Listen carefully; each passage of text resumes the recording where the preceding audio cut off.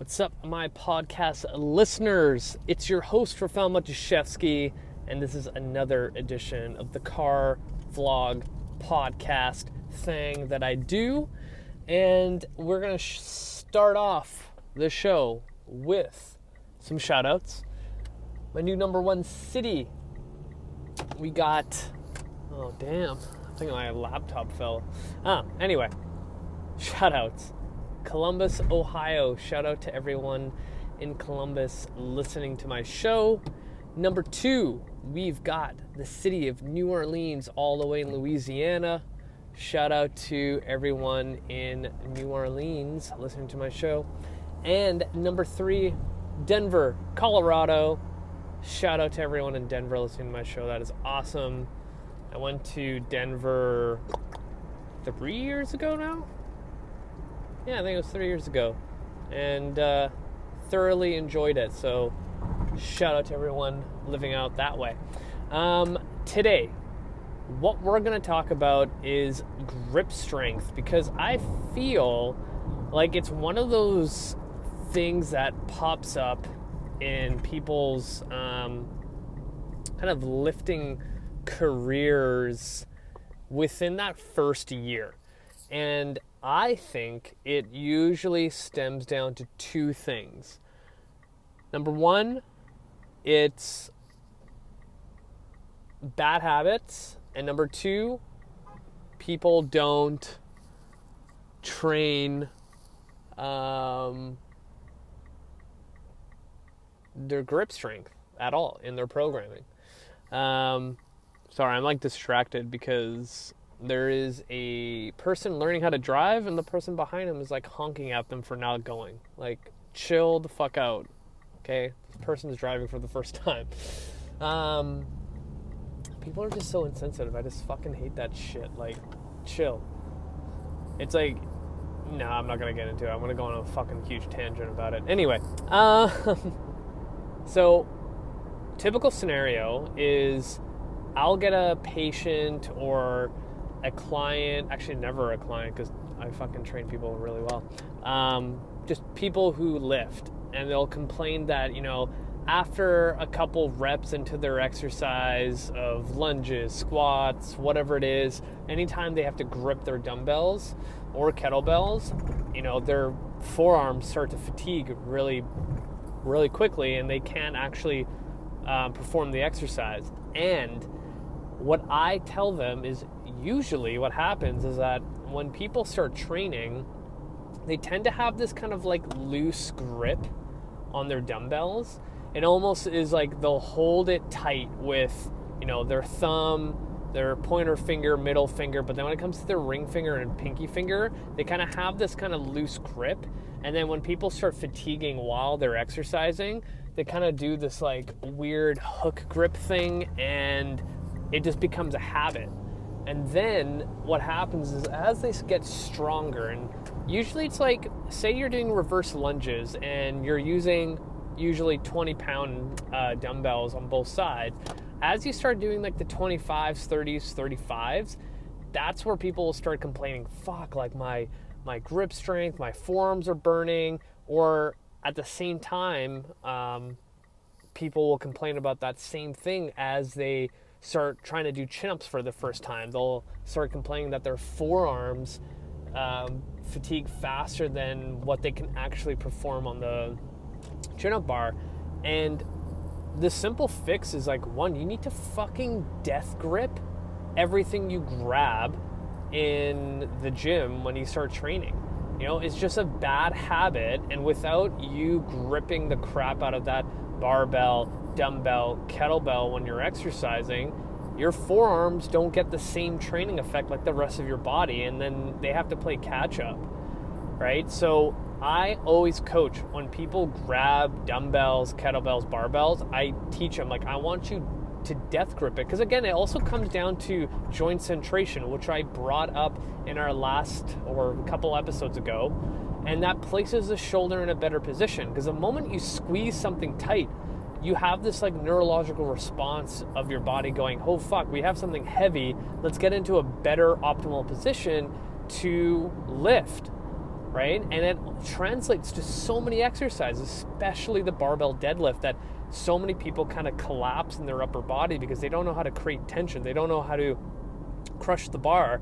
And it all comes down to grip strength. And when you look at like research out there, when it comes to life expectancy and length, they do a lot of testing with grip strength. As you lose grip strength, the rest of your body kind of just deteriorates, right? So I place a huge emphasis on building grip strength. So that's the first like facet of building a more resilient body and fixing this whole grip issue. The other portion to it is actually programming carries in your program. I find that when I look at other people's programs when they send it to me, or people are like, hey, like I got this program from a friend, can you look at it, what do you think? Or like, I found this workout online, what do you think? And besides all the other crap that I usually point out, you don't see grip like training at all. There's no grip strength training at all in programming that people show me. And something as simple as just doing a farmer carry goes a long way. So in all my programming, there is some sort of carry variation for my clients and patients. Like especially patients that come in with shoulder shit, I give them so much carries, and one, they're shocked that they can even lift it, right? Like I've literally had people with rotator cuff tears, and I'm like, okay, we're gonna hold this kettlebell on your side, and I want you to walk down the gym and come back. And when they come back, they're like, oh, like I thought this would hurt. I'm like, no, when you death grip shit, things fall into place. Like training is not that difficult. It's just common sense most of the time. So when I program, and I usually tell people, like, if you are training in the gym, say 3 days of the week, you want at least those 2 days to have some sort of carry in there, right? So there's a lot of different ways to do carries. And one of my favorite ways is to, grab 2 kettlebells, 2 dumbbells, whatever it is, and do an inline farmer carry. Meaning, when you grab, a heavy load, and the other thing too, when I coach, is when I do carries, I don't let them be really, really close to my client's thighs or my legs. Because one, with dumbbells especially, you end up hitting it, and then that little swing motion can fuck some shit up in your back.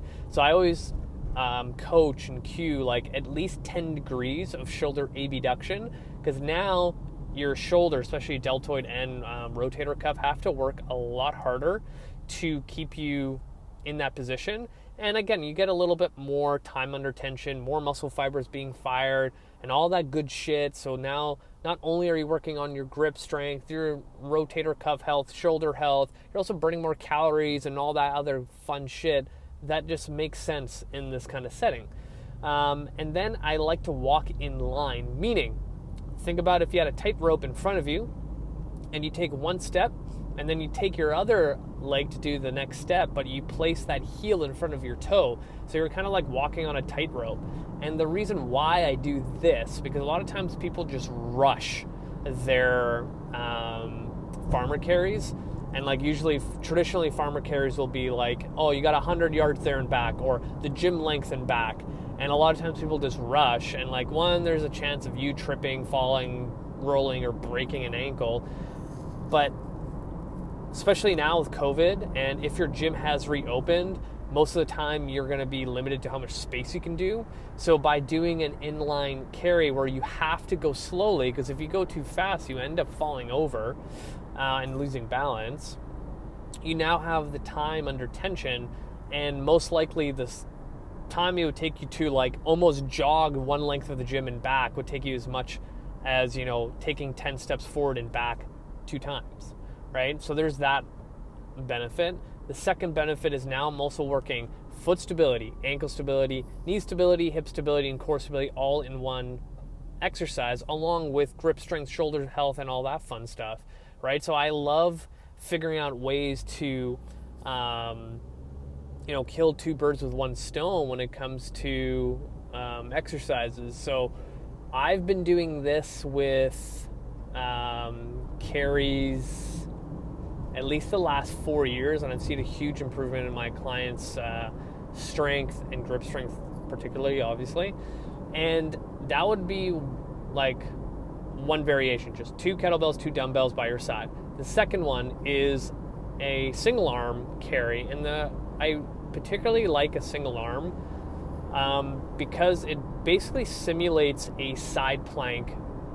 Yeah, like a side plank. Because if you think about it, in a side plank, you're fighting anti-lateral flexion. If now I'm standing and I'm holding a kettlebell or dumbbell to my side and it's pulling me one way and I have to fight it, I'm fighting lateral flexion. Like, duh. Like, it's brilliant. And I stole that from Mike Boyle. I did not come up with that myself.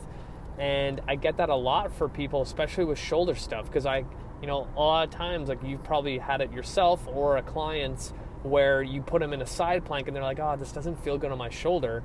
And you're like, well, fuck, like, side planks are awesome. Like, they're good for you. So you got to come up with other shit. So the single arm side, God, I can't speak.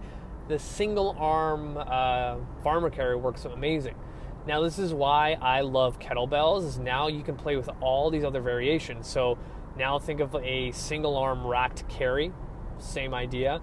Double racked carry. You can also do it with dumbbells where you have them in front and kind of in a front squat position, but turned in a supinated way and squeezing the dumbbells together and now pushing it forward a little bit, so now your anterior core has to fight that. Like, fucking awesome. And now you can also do offset loads. So like, say you do 2 kettlebells and 2 dumbbells, but you have one that's 50 pounds and another one's 25, so you now have an offset load. That will fuck you up royally. Also, I can't speak. Also, single arm kettlebell racked carry with a kettlebell on the other side hanging down by your side. Another great way. Overhead carries, everything. Another one that I played around with pre-COVID that I really liked is getting a trap bar loaded and heavy. You deadlift it and you use that to do a carry. Like, absolutely love it.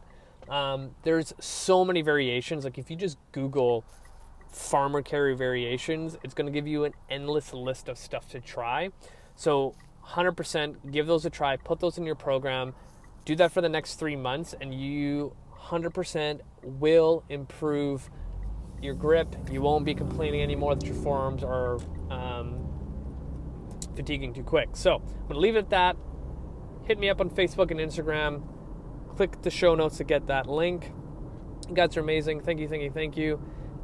And be sure to give a 5-star review on this podcast anywhere that you're listening to so we can reach more people. Share this podcast with your friends and family. Thank you.